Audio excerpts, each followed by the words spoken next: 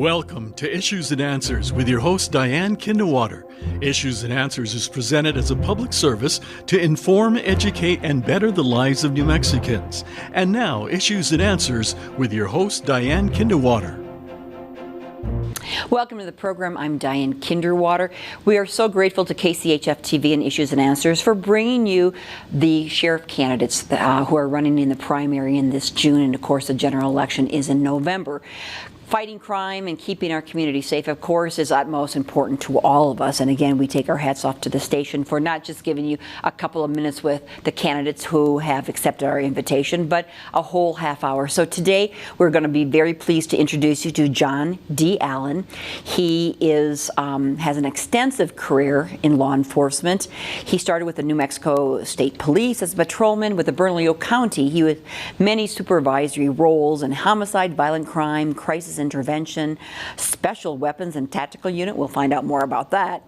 And has investigated all types of homicide. He currently is now, though, the lead instructor at the C&M Law Enforcement Academy. So we're going to introduce you to John Allen and find out why he wants to be sheriff and what he plans to do to keep us all safe. So please stay with us as we meet John Allen right after this. The National Education Association of New Mexico, a union of teachers and school staff, believes every child deserves to learn at a school that inspires their imagination, cultivates their curiosity, and ensures a fulfilling life. Public schools should provide all our students with small class sizes and one-on-one attention. NEA New Mexico asks you to join us so together we can end the teacher and staff shortage and invest in our public education system once and for all. Sponsored by NEA New Mexico. On the show, we have invited the gentlemen who are running for Sheriff Bernalillo County, and those who accepted our invitation are going to be on the air. And I have in my studio right now is John Allen. He's running for Sheriff of Bernalillo County, and welcome to Issues and Answers, John, and also thank you for running for Sheriff. Absolutely. Thank you for having me. I read a lot about your extensive background in law enforcement, and I know that you have some priorities that I saw on your webpage: end corruption, embrace reforms, and of course, fight crime. Yes. Tell us a little bit more about yourself, other than I know that you were born on the West Mesa. Not literally on the Mesa, I don't think, but you're from New Mexico and from Albuquerque. I am. I was born here in Albuquerque, New Mexico, down the street at the Presbyterian Hospital. Okay. And of course, I went to John Adams Middle School and went to high school at West Mesa, and then attended UNM before I joined the New Mexico State Police. So born and raised here in Albuquerque. And your whole entire career has been in law enforcement. It has, yes. And currently, though, you are teaching how to be a police officer at the C&M Law Enforcement Academy. Yes, ma'am. And I read through your information regarding the mental health issue is always a concern for all of us. I mean, we want to be safe in our home and in our streets, but that mental health component has just been risen in the past decade or two. That's a huge component about fighting crime. It is. It's huge. And what I want to make sure also, if I have the honor and privilege of becoming sheriff, is also make sure that deputies have the resources to make sure we respond to our mental health calls appropriately. We know that there's root causes, and I know we have drug addiction, people with mental health, people also with mental health use and drug addiction together. We need to make sure that we take care of that because it is prevalent in our community, so that's a priority of mine. John, you've got a number of priorities we're going to run through, but why do you want to be sheriff? One reason I want to be sheriff is ever since 2014. Like I said, everybody says they're a public servant, which I am. I'm still doing that. But I want to make sure that we restore the public trust in law enforcement, just not here, but as we've seen nationally, if we don't have the community's involvement and the public trust, it's hard to do your other priorities such as fighting crime. So I want to make sure that we have a great relationship with the community. Everyone says fight crime, but I want to do it the smart way and also understand and with root causes. We know that there's a short and a long-term goal, and we also know that crime is very high here in Albuquerque. But there's various ways to do it because people want to know, can I walk down the road with my dogs? Can I walk with my family without seeing a crime or being a witness or even a victim? We want to make sure that the beautiful area of Albuquerque we live in, we want to make sure that's safe, and that's very important to me. And you do know people are really thinking that. Yes. Even driving to the studio, some intersections around town, I kind of duck. Just driving here thinking, is there going to be a random shooting? So anyways, yes, you understand the public is saying that and thinking that and feeling that. Absolutely. What different approach are you interested in taking? And I know you mentioned the long-term effects, the root causes are of course critical, but boy, that will take a long time to solve. I mean, we want to be safe on our streets today. It does, and the long-term plan, that's why I tell everybody my short-term plan also. So the long-term plan is the drug addiction, if people actually do want the help, and making sure that does take years. But people, like you said, they want to know, what can you do for me, John, tomorrow to make sure that we are safe? And one of the first things that I would address in the Sheriff's Department is the allocation of manpower. We have to have more than 12 to 14 deputies that are in the area covering the whole county as we speak, because we are becoming too reactive. To make it safe, we have to be proactive, and that's with traffic stops, that's picking up warrants, that's actually going to drug narcotic activity, preventing those crimes. If you don't have enough manpower being the field operational level, and what you see as marked units, people in uniform to prevent that crime, sitting parking lots at businesses, at homes and neighborhoods, then we're not reducing crime or preventing it, we're completely reactive. You're just reacting to it, and I saw on your website that you're interested in going, really putting the manpower into the areas that are known for crime, not spreading it thin throughout the whole county, but dedicating it to those specific areas. So tell me, please, John, a little bit more about that. Huge is my data-driven policing. So not only data-driven, I used it when I was a homicide supervisor and also violent crimes supervisor, also while a detective. I want to know why a certain neighborhood has a crime, whether it's stolen vehicles, whether it's property crime, whether it's drug addiction, whether it's mental illness, what have you. What is the reason and the root cause there? How do we address it? At the same time, that will be able to, as the sheriff, how many manpower or people do I need to put into that area to prevent it? And also to go into engaged community policing, because we have to have communication with our community. They see the crime in their own neighborhood. We're not there 24/7. But if you lived in your neighborhood, I would ask you, Dan, what's going on? What are you seeing? I would need to have that communication so I know how to attack that problem appropriately. In the county, how are we engaging the public now, citizens now, and how would you change that or improve upon it? I would say that for any department, I think you can improve on anything and be better at anything that you ever do. You can always evolve, and like I said, everyone talks about community policing, and my term I use is engaged community policing. And what I mean by that is actually getting out of your vehicle, visiting businesses. If you're in a neighborhood and you're either patrolling, go talk to the person watering their grass and ask them what the problem is. They might not be nice to you, that's fine, but at least we know that we're there and that they will have an avenue, just not to someone that's at the top level of command, but somebody in patrol that they see every day that they can take their problems to. That is very important. I know the city, throughout the city, the various police districts, they have meetings with the public. I think it's the Citizen Policing Council. Does the county have something like that where citizens are involved? Or, and again, as you asked, we need citizens to be perhaps more involved, to be the eyes and ears of the sheriff deputies. So is there currently something that the citizens are involved in? Yes, there is. You can go to neighborhood watch meetings. There are meetings that any neighborhood can organize them. But at the same time, I don't think that's very engaging because it's limited. And what I mean by limited is it's once a month. I don't know the frequency they have at the Sheriff's Department now. I want that to be every day. And I just don't want it to be a meeting about crime all the time.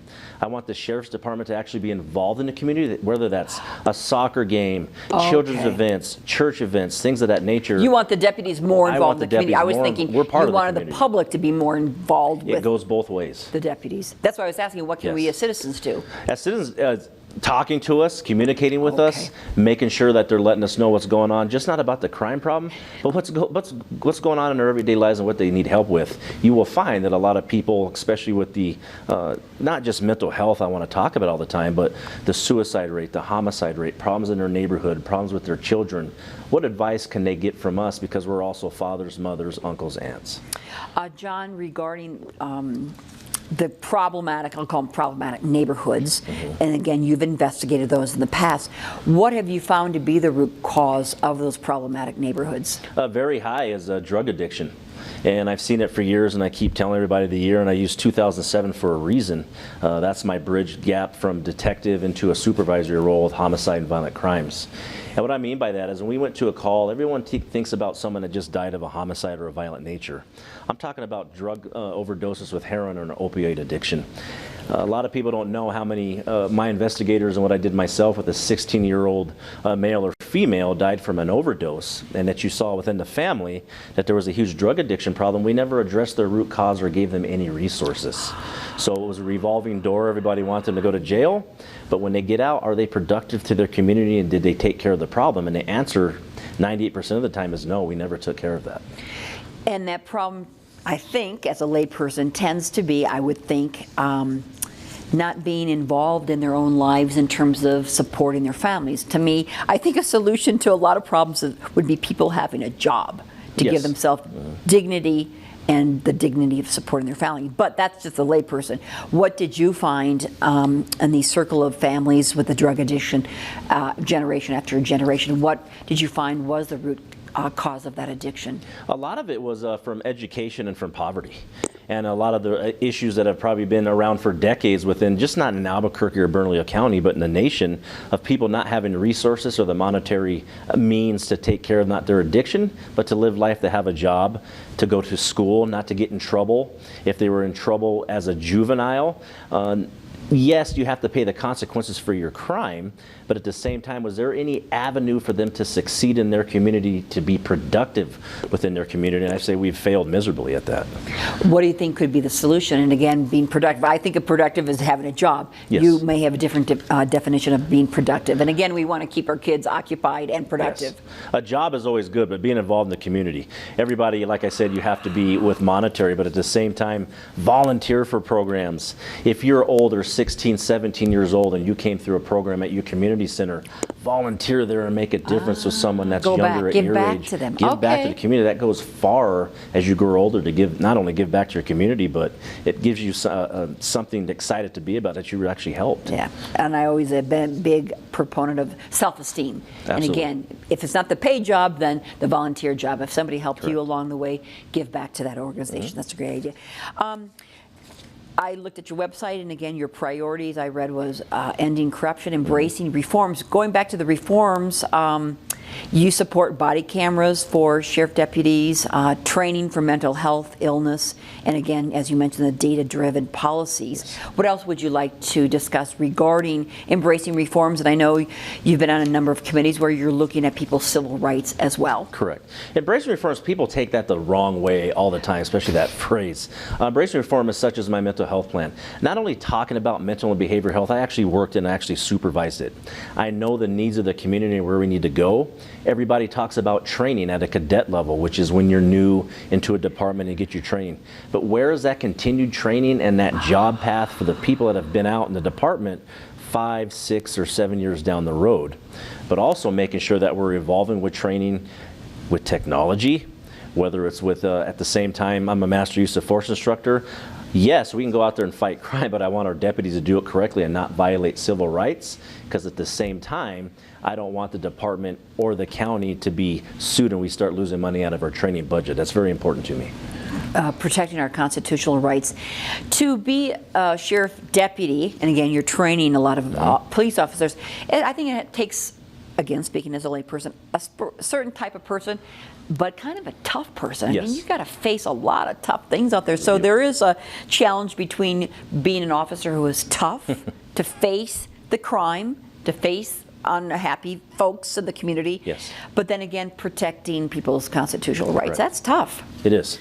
You have to be, I don't want to say a tough person. You have to be like, I teach cadets and I've done it for years, turning it on and turning it off. I can smile, but at the same time, when I'm dealing with some high priority, whether it's someone that, as we've seen across Albuquerque, all the shootings going on with law enforcement and law enforcement officers around the nation being attacked, that is a time that we have to be very serious. But at the same time, around the corner, as a law enforcement officer, or even a leader or an administrator, you have to be able to go to the community that has hard questions for you, and you have to answer them, but also have a relationship with them, whether you agree with their answers and questions or not.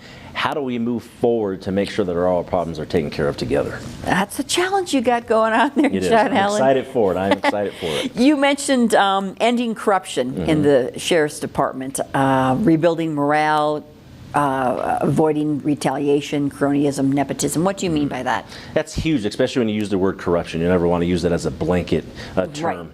Right. What I mean by that also is the retaliation that has happened at the Sheriff's Department is if you're not in agreement with any part of the command staff, or you don't have a certain relationship with a certain command staff, will you have the avenue to have a successful career without being retaliated against, even if you disagree with them respectfully? But at the same time, as we saw during the last mayor's race, it's very hard for a leader of a department to be accused of fraud or nepotism or any of that and be able to have the public's trust for them to be the lead law enforcement officer in the county, to have the public's trust and make sure that we're going out and protecting the community. That is huge. Is there an avenue now, and how would you create an avenue? And I can understand, I mean, because it's kind of like in the military too. You've got the commander and you do what they say, but if you don't or question it, what are our sheriff deputies able to do? A huge thing that I would do and that I would change, and what you asked me earlier, is everybody gets angry if someone doesn't support you doing a campaign. I don't care about that. I want deputies to be able to do their job, efficiently, whether they supported me or not. Go do your job and remember why you're doing this for the community, and at the same time, have fun with it. As they succeed, they will have a job path and a career path, whether they want to promote, go into different units without the threat of retaliation or me being mad at them because of what they didn't do for me in the past. That is huge for a leader to do that, and not, I don't want to say turn the other cheek, but that's how I was brought up as a Christian man, honestly, is to make sure people can do their job and be an exemplary person as you lead. You mentioned, of course, another priority is fighting crimes, increasing the number of deputies and retaining deputies. Yes. How would you do that? I mean, it's tough. It's a challenge. It's a challenge now. A lot of it is retaining deputies. Okay. And not just because of the retaliation of things of that nature that I speak about. People that want to do this job in totality, because of the violence that you see, because of people knowing that they could possibly lose their lives and limb and their family, making sure that someone has the heart for this job, but you got to make sure that you're tough going and that you have the heart to keep going as your career moves forward, because as we've seen, it hasn't become less violent, it's become more violent. How would you, as sheriff, do that? How would you make sure these officers below you want to continue? I mean, you're right, they get into it, yes. They're all excited, and then they face reality. Multifaceted. As the sheriff, you're an administrator also, but at the same time, you have to remember where you came from, and that was out on patrol. Getting out there with your people and seeing not actually what they do, but the resources that they need, especially if it's a computer system or something of that nature, does it work for them? And you need to hear their complaints, because that makes their job more efficient.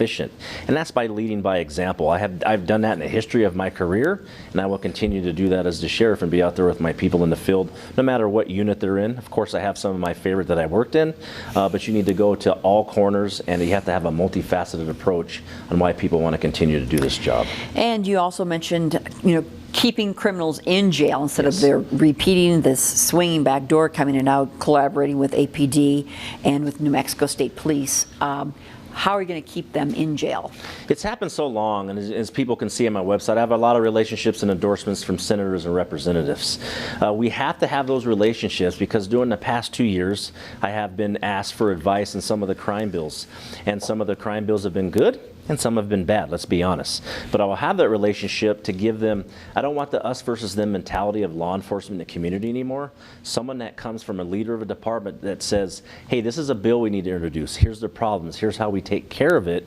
You make the laws. Yes, I enforce them, but our relationship, and we are going to collaborate to make sure I'm a sheriff for all. It doesn't matter whether I'm independent, Republican, Democrat. I need to listen to everybody to make sure that we carry everybody's wishes and concerns forth. The legislature in the past year or two, supposedly longer than that, but had been working on crime bills. Yes. And some things passed, some things did not. There's still some loopholes and things. What is your opinion of the current things that were passed? How will it affect the Sheriff's Department, and what do we need to still be changed? I would like for them to bring up the bail reform adjustments a little bit again. I understand that presumptive innocence is there from the other side, from defense attorneys. I understand our criminal justice system, but as you see, and I talk about it, repeat violent offenders, they go in jail and come out and re-victimize our community over and over again. as we saw, there's also a tool which judges use. We need to make an adjustment, which is the Arnold tool also, for a judge to make the correct decision. Just because if someone committed 1 or 2 homicides, we saw it a couple weeks ago where they were released. Well, if they have no criminal history, the judge sometimes doesn't have the tool to say, hey, you know what, we're going to release them back to their family or an ankle bracelet. We don't want that. And you're right, John Allen, that 1 or 2, they had 2 homicides and Yes. still were released back into our community. And we deal with the same people over and over again. I'm not even preaching to the choir with the law enforcement community or the public, but then they come out and re-victimize their families. Over the past summer and fall, I've been to so many scenarios or incidents or actually where I go to Civic Plaza and see victims of violent crime and their families and how they suffer.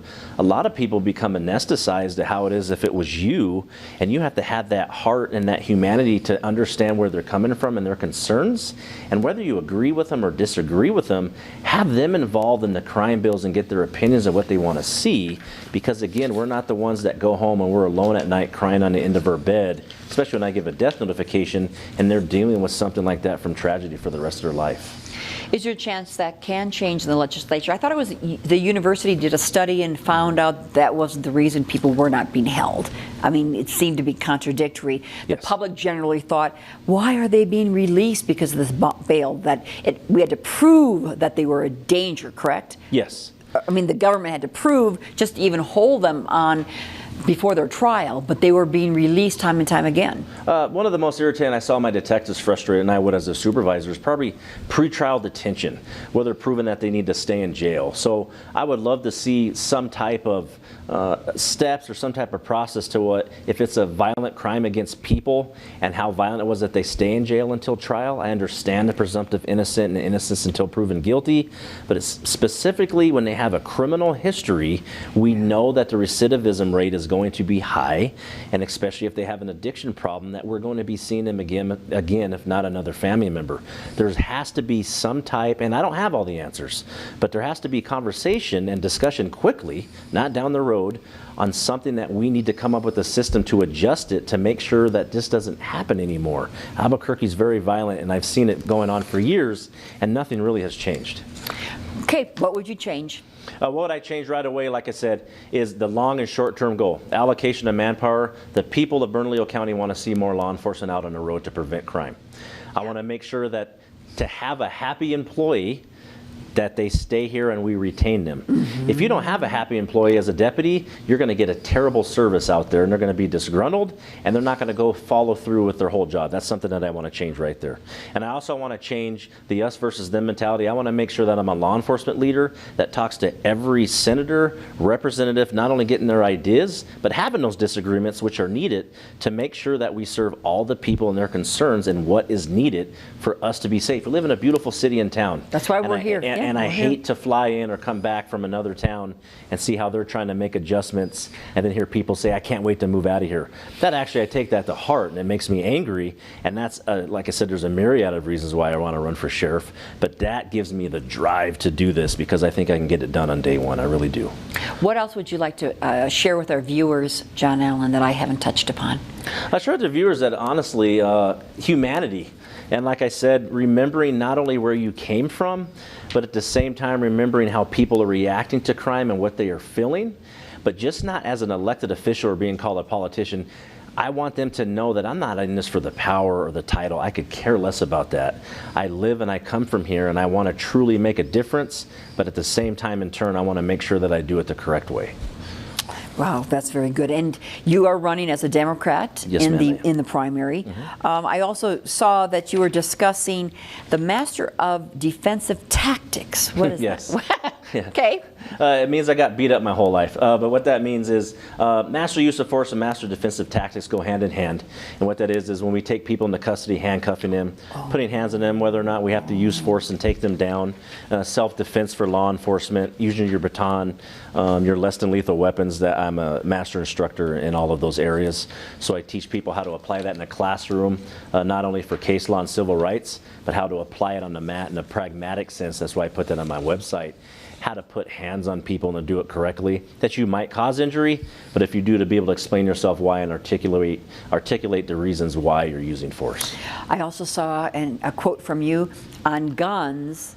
I will be a different kind of sheriff. What do Yes. you mean by that, John Allen? I will be a different kind of sheriff. Like a lot of people question why certain people are getting behind me. So like I said, I did homicide and violent crimes.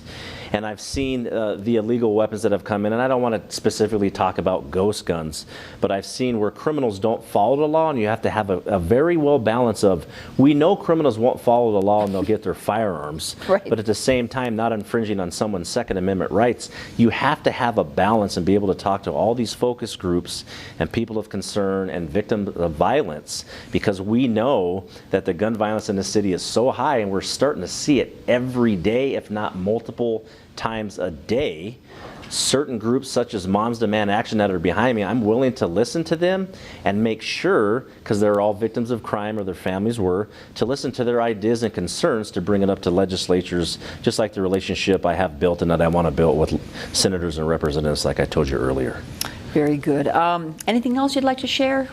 No, like I said, I'm so excited for this opportunity. It makes me smile. I think about it every night. At the same time, like I said, you can become very negative in the community, but I want to make that positive. Because like I said, I think Albuquerque has a lot of things to offer, and no matter what side of the aisle or where you're from, I really think I can make that difference, not only because I come from that department and know what to adjust quickly. I don't need 8 months to a year because the community doesn't have time for that. I'm probably the candidate that knows what to do on day one and to make those adjustments so we can move forward. Regarding the knowledge that you've had and regarding fentanyl in our county and drug gangs, what's the update on that? The update on is that we need to be proactive, like I discussed earlier. Like I said, we're answering so many calls for service, specifically Albuquerque Police Department on priority 1, 2, and 3 calls, is that we're not being able to be proactive as far as traffic stops. I want to make sure that we have narcotic detectives that are able to answer community concerns and actually be aggressive with that to get that out of the neighborhood, because we know that narcotics brings violence to a neighborhood. That's known. That's what you found. And John, regarding deputizing citizens, do we have much of that going on, and would you do that? Not really. I hear people talk Yeah, about it a I've lot, heard- and there'll be like an honorary deputizing Yeah. citizens. I honestly believe that everybody is deputized to a point because they come to us with their problems, and that's that community outreach I was talking about.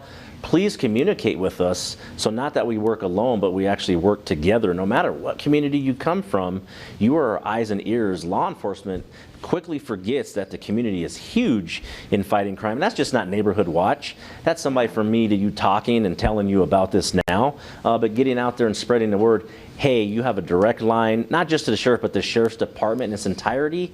Here's your specific problem. They'll be able to help you answer it. Let's do this together. And how would you like them to contact the Sheriff's Department? The Sheriff's Department, I understand I can never say, oh, you can always call me. We know that's not going to happen. I'll be very busy. But I want to make sure all the way down, boots on the ground, the deputies that you see every day, that's a direct line of people that they see every day. Yes, you're going to want a commander or someone of high rank to speak to. I understand that. But at the same time, you're not going to see me every day. It's the person that's patrolling your neighborhood that you want to speak to. Okay, very good. Thank you, John D. Allen, who's Yes. running as a Democrat in the primary this June for the Sheriff's of Bernalillo County. We appreciate all the candidates who are running because it is a big and extremely critical job for all of us here, not only in Bernalillo County, but throughout the state of New Mexico. And again, thanks to KCHF TV for bringing you this program. We'll see you next time. Bye-bye. In the Army National Guard, family means everything. Our parents, they were really supportive that all 5 of us would join. I got my education because of the Guard. I got to travel a little bit and experience a whole different culture. It helped me get my job, it helped me pay for my house. Being part-time really helped because I could have some opportunities that were still in education.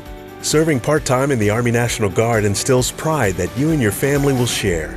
Visit NationalGuard.com to learn more about part-time service. Issues and Answers with your host Diane Kinnewater is presented as a public service to inform, educate, and better the lives of New Mexicans. To comment on today's program or to purchase a copy of any Issues and Answers program, visit sunbroadcasting.org or call us at 505-345-1991.